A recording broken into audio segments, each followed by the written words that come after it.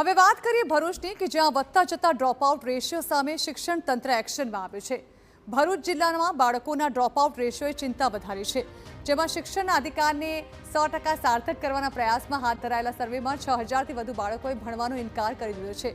Dropout રેશિયોનું કારણ જાણવા અને તેનું નિરાકરણ લાવવા માટે જિલ્લા શિક્ષણ તંત્ર દ્વારા ખાસ અભિયાન હાથ ધરવામાં આવ્યું, જેમાં વર્ષ 2025-26 માટે 75000થી વધુ વિદ્યાર્થીઓનો પ્રી સર્વે કરીને છેલ્લા 3 વર્ષમાં ડ્રોપઆઉટ થયેલા બાળકોની યાદી તૈયાર કરવામાં આવી, જેમાં 16000થી વધુ બાળકોની યાદી તૈયાર કરીને 95% બાળકોનો સંપર્ક કરવામાં સફળતા મળી છે, જેમાંથી બાળકો ઘરની પરિસ્થિતિ, આર્થિક સંકળામણ, માતા પિતાની બેદરકારીને કારણે અભ્યાસ અધવચ્ચેથી છોડી રહ્યા હોવાનું સામે આવ્યું છે।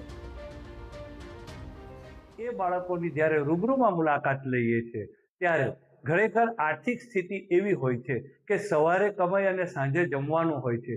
એ બાળકો જ્યારે શાળાએ આવે છે ત્યારે કેટલાય દિવસ આવતા નથી, કેટલાય દિવસ કામે જતા હોય છે, કેટલાય દિવસ મા બાપની નિષ્કાળજીના કારણે બાળક આવતું નથી। ત્યારે અમે રૂબરૂ મુલાકાત લઈએ છીએ ત્યારે એમની વાસ્તવિક પરિસ્થિતિ એવી જોવા મળે છે કે જ્યારે ઘરમાં એક ટંકનું જમવાનું પણ નથી હોતું।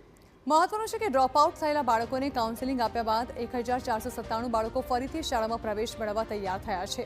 ત્યારે હાલ બાળકોના ઘરે જઈને તેમને અભ્યાસમાં જોડવા માટે શિક્ષણ તંત્ર એક્શનમાં આવ્યું છે અને બાળકો ધોરણ 12 સુધીનો અભ્યાસ પૂરો કરે તે માટે તમામ શાળાઓને સૂચના અપાઈ છે।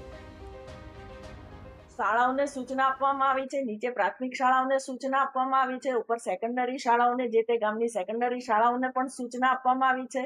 દરેક બાળકની યાદી છેક નીચે ક્લસ્ટર સુધી અમે પહોંચાડી છે।